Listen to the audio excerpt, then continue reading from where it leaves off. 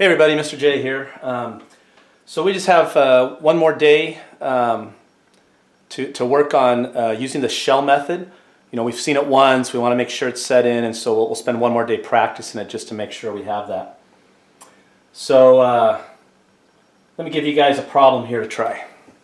Alright, so before we start this problem, just to let you guys know, I am aware, I watch the videos, sometimes when I'm out here writing it's really hard to see what I'm writing. I'll do the best I can, but it's hard to extend the pen way out there. Also, I'll try and use this afterwards to kind of point to things just so you see what I'm referring to.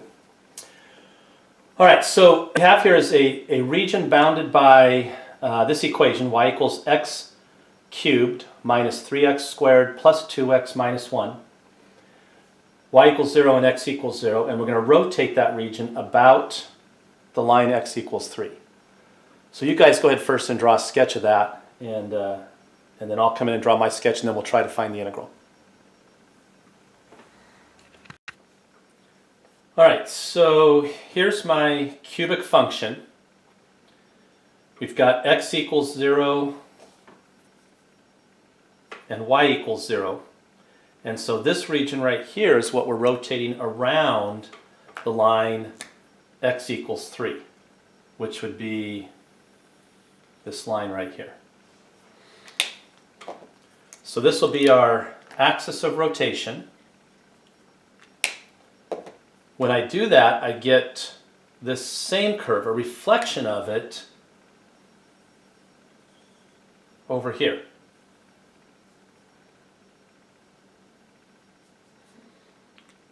So again, really hard to draw a decent three-dimensional picture of this. And I don't really need to. All I really need to see is where are the shells or the cylinders. And so I'm going to draw one right here.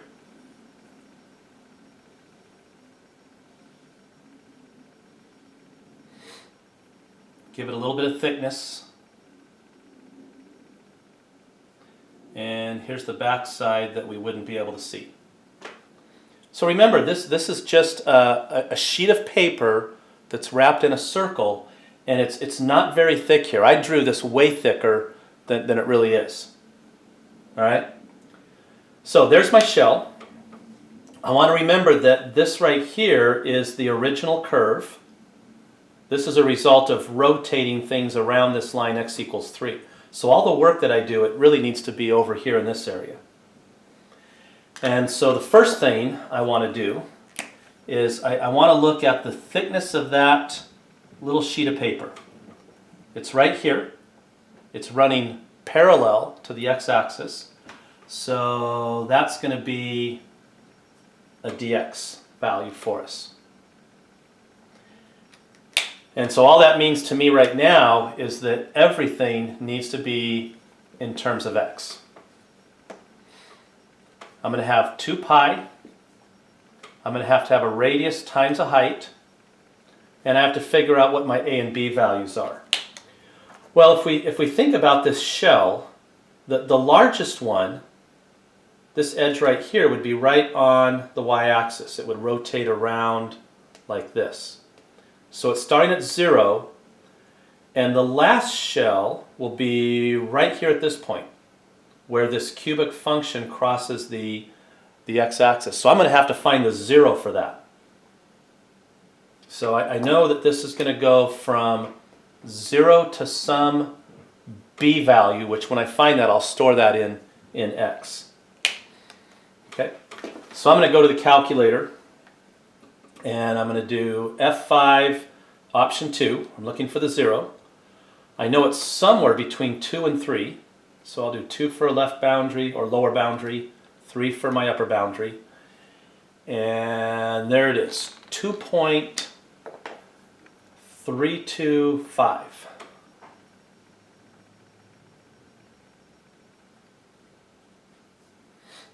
And just to make sure I have that, I'm going to store that in alpha b. So remember, you have to go back to the home screen and do x alpha c, that's for x coordinate, and then store that in alpha b. All right, so that value is now stored. All right, so you guys go ahead and finish this. Figure out what we're going to call the radius and what we're going to call the height. And then I'll give you a second and I'll come back and do that. All right, so here's a point on the original curve. Remember, we always have to have a point on that curve to work with. And here's the radius of that shell. And so again, it's not starting on the y-axis, so I have to think of this as large value minus the smaller value.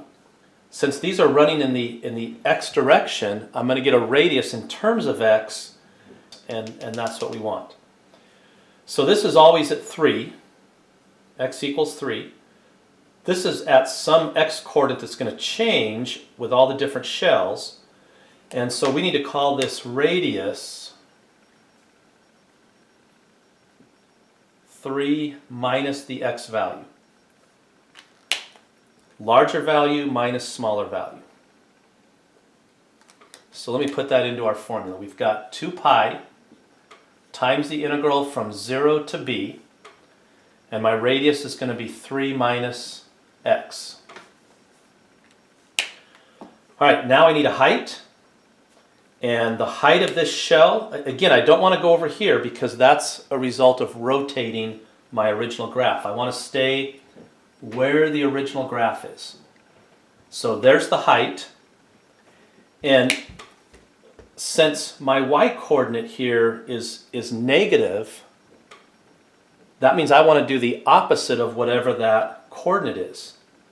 So I'm going to say that the height is really the opposite of the y-coordinate right here. The y-coordinate's negative for all of these points.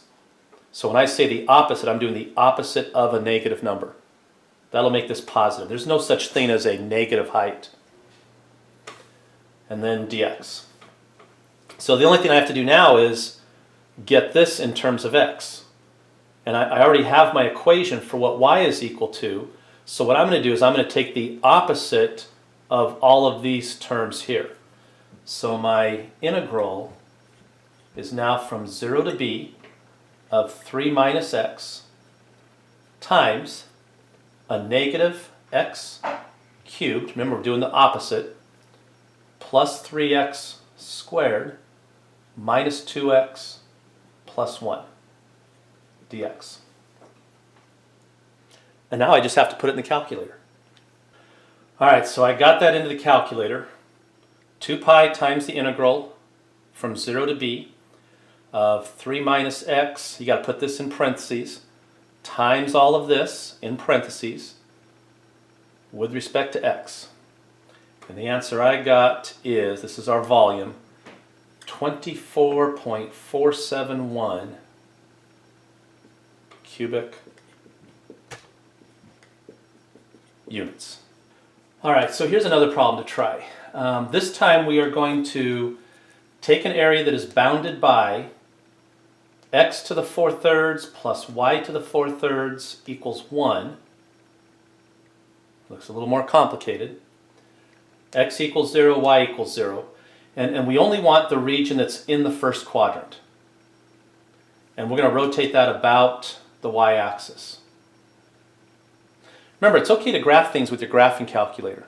You know, we're not trying to see how good we are at graphing right now. We're trying to see how good we are at finding the volume of a solid. So feel free to use your calculator to graph any of these equations. All right, you guys go ahead and set this one up. All right, so in order to graph this, I first of all had to solve my equation for y. So I just moved the x to the 4/3 over to the other side of the equal sign. It became negative. And then whenever you have a strange exponent like this, the way you solve is you just raise both sides to the reciprocal of this. Remember that rule in algebra, what you do to one side, you got to do the same thing to the other. So if I raise this to the 3/4, that'd become 12/12, which is just y to the 1 power. And I'm going to raise this over here, the whole thing, put in parentheses, and raise that to the 3/4 as well. And there is no simplifying that. I would just leave the equation this way. So when I graph that on the calculator, this is what I got. This is at y equals 1 right here, and this is at x equals 1. And what we want to do is we want to rotate about the y-axis. So I'm going to get the same shape over here. Looks kind of like a little dome type thing. And I could use the disk method with this. That would work perfectly fine. But since we're practicing the shell method, I'm going to go ahead and do that. And the shell method works as well. So here's one shell.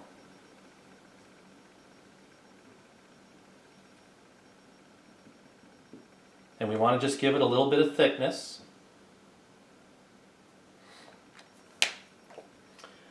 I want to remember that this was the original function over here, so I want to do all my work on this side.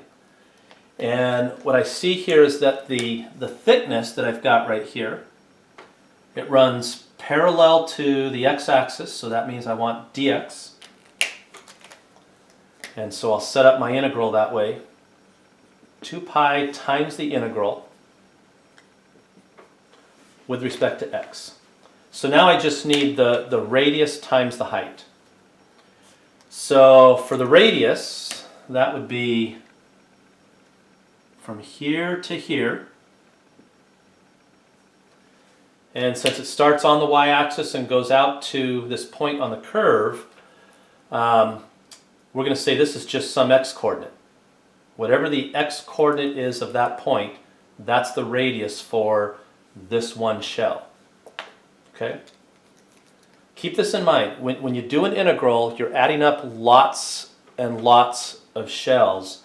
And as this point right here moves along this curve, we get a different radius and a different height for every single shell.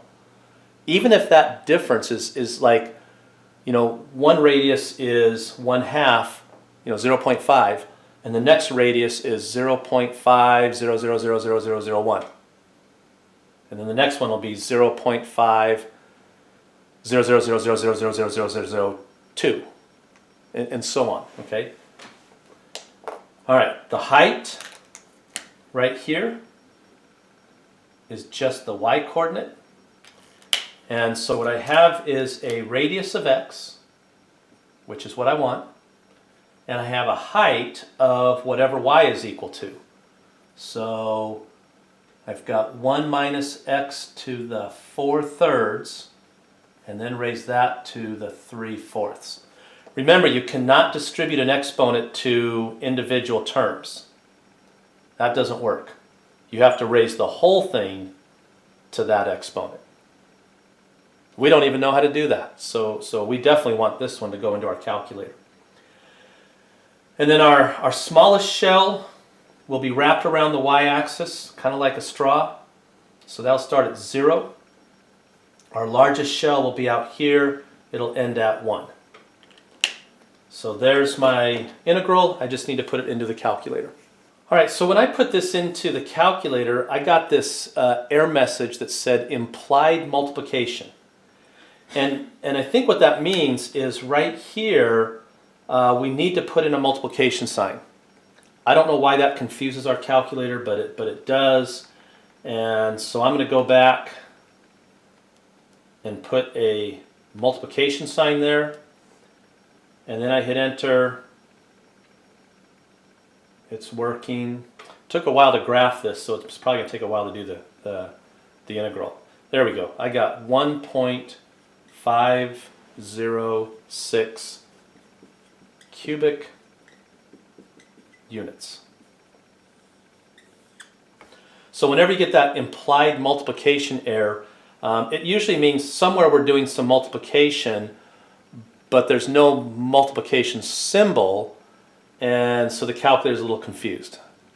Why it can do 2 times pi right here, but it can't do x times this, I'm not sure. Okay, but that's how you fix it.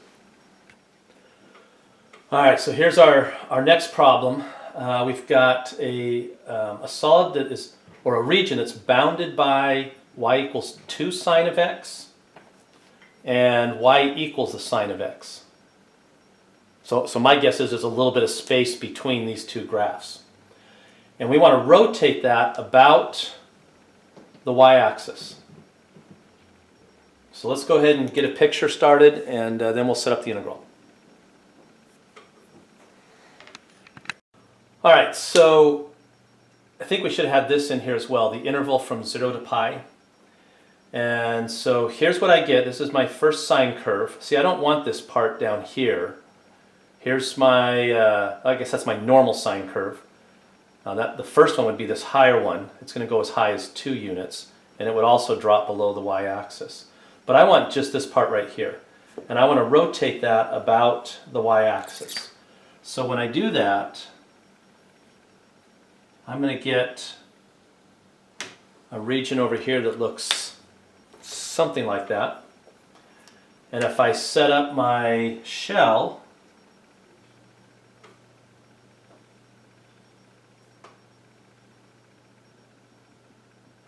there it is. Add our thickness into this. And so once again, we've got this region right here where our thickness is running parallel to the x-axis, and so we want everything in terms of x. All right, you guys go ahead and set up the integral. All right, so 2 pi. My integral is going to go from 0 to pi. And then for the radius, I've got that distance right there, which is just an x value. Whatever our x value is at that coordinate, that's going to be the radius of this shell or cylinder. The height right here is going to be the larger y-coordinate minus the smaller one. Well, the y-coordinate here is equal to 2 sine of x minus the y-coordinate here, which the y-coordinate there is equal to sine of x. And so there's everything in terms of x. And so now I just need to punch that into the calculator and see what I get. All right, so I put that into the calculator and got volume equals 2 pi squared cubic units. Or if you wrote 19.739 cubic units. All right, so that's what we have for today. Our assignment, this will be our 6th assignment. It's on page 472. We're going to do 27, 36 to 39, and also 43. Hey, just a heads up, I'm hearing information out of our district that sounds like grading is probably going to become a thing. I don't know anything about it yet. I'm not going to go back and grade things prior to this, but we really need to make sure we kind of stay on track and do the things we're supposed to do. I know that the governor said we will not be going back to school. I think some people heard the message, school's out for the summer, and that was the wrong message to hear. School is still in session. We're trying to do the best we can, you guys. But it's really, really important. You've got to make sure you're working at this. Please do not back off. In the long run, I said this before, I'll say it again, I think it's going to hurt us. And we never know how things are going to change. You know, first we weren't going to grade work. Now all of a sudden I'm hearing that we are going to grade work. We still need to talk about Central Washington. That's very much still alive. So anyone who signed up for Central Washington credit, this is not the time to relax and start summer vacation. We still need to be working towards things. So please stay on task. That's for our own good. All right, I'll see you guys next week. Stay safe.